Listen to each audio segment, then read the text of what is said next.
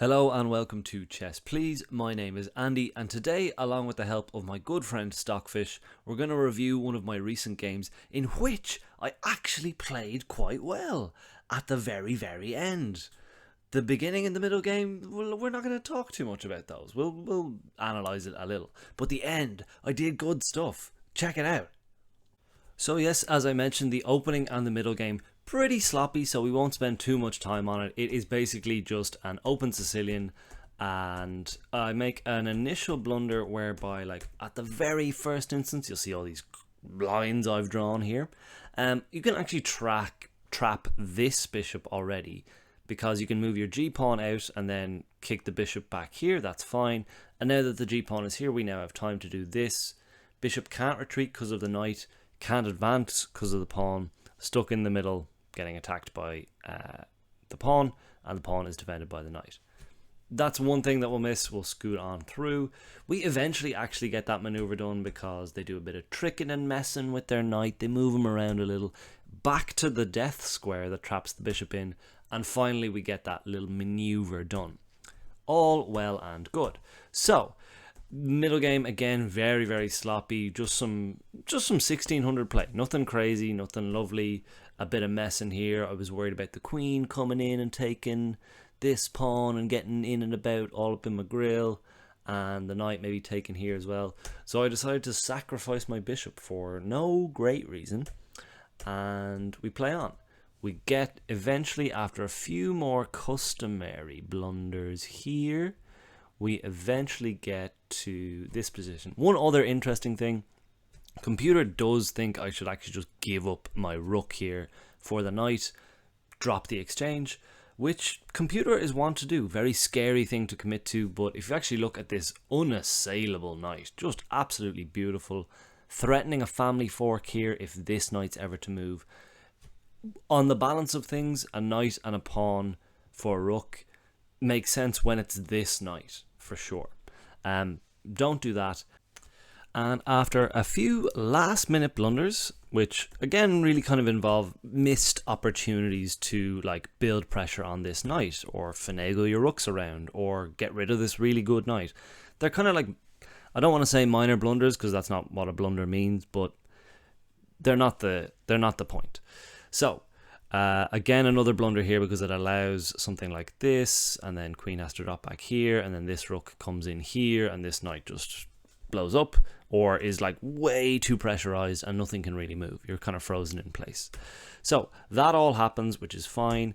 Eventually we reach here, and from actually I believe this move, so this is the best move, computer move, for the next like 11 moves I managed to find the best computer move, which I'm very happy with.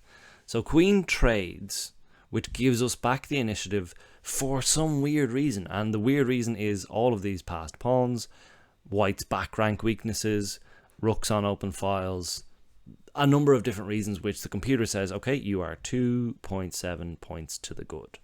So we give up an exchange even as well, whereby we now have a rook and a knight against two rooks, but we do have two extra pawns, so material nominally equal.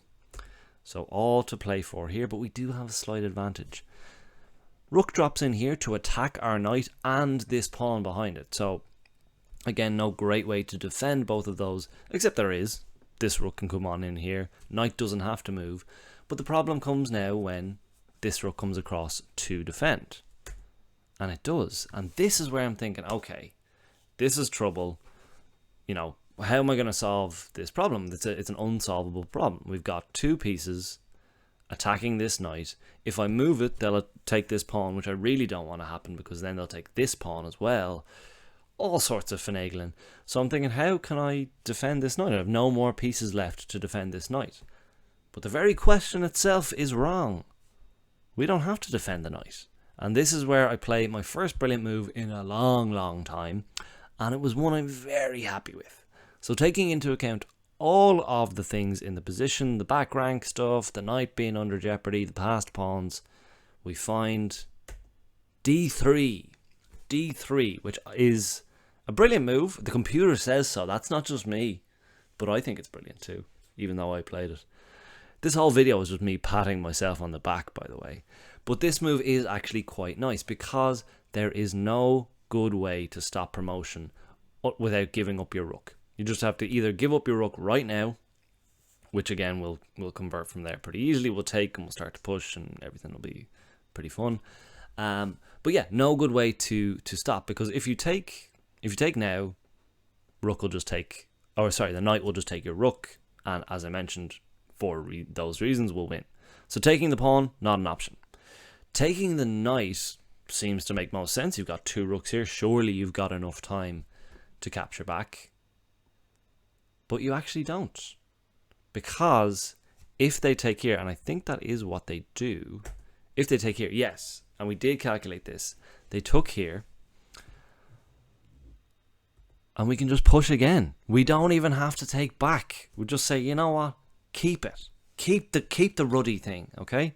Because of this back ranks finicky stuff as well, if this rook comes over here now to take or to block, then this in here, there's no way to stop us taking, because that rook is going to be pinned. If their rook was there and they took us back, we would take back and get a queen, and it would be checkmate immediately. So they can't come in here to block anymore. If they take, which again might make most sense, if they take, which again I think is what they do, they take, don't want to promote right away because then that's going to get gobbled up and you'll get beaten to an absolute bloody pulp.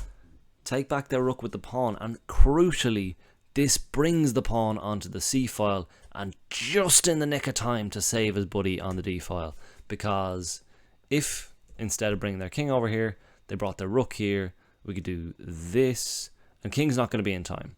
So we do this again, rook's under threat, can either take here or get taken. Either way we get a queen and we mop the heck up. So yes, they took our rook and we're just unstoppable. These rolling pawns, so powerful on their own, particularly in the end game. Passed against one rook, no bother. A bit of mess in here, just a few kind of checks, try to get in behind them. We really don't care. We've got 2 tickets to paradise here. We can give one away. So we do so. They take there. That's a check. So not only are we up a queen, we win the rook back immediately. And then here, I think my opponent resigned, but this was very much a matter of course. I think there was some nice pawn-based mates. But going back, let's all look at the good move I did again, shall we? Again, facing some stern tests here with a double attack on the rook, on the knight I should say, with these 2 rooks. And we've only got 1 rook. What are we to do? Absolutely nothing. Get on with your game. Light a bigger fire in their house. If they're coming to attack you, light a fire. And then they'll have to deal with that, which they do not have the requisite time to. So again, they take, don't even take back. Don't bother. Actually, definitely don't bother. And then they take back. And the taking of that rook lets us bring our pawn in. It was just really fun. I was just really happy with it. And then when I went and analysed it and the computer was like, hey, nice job, man, I was like, thank you. And then I made this video. And now you're up to speed. Thanks for watching. Hope you had a good time. And all the very best with your brilliant moves of your own. Take it easy.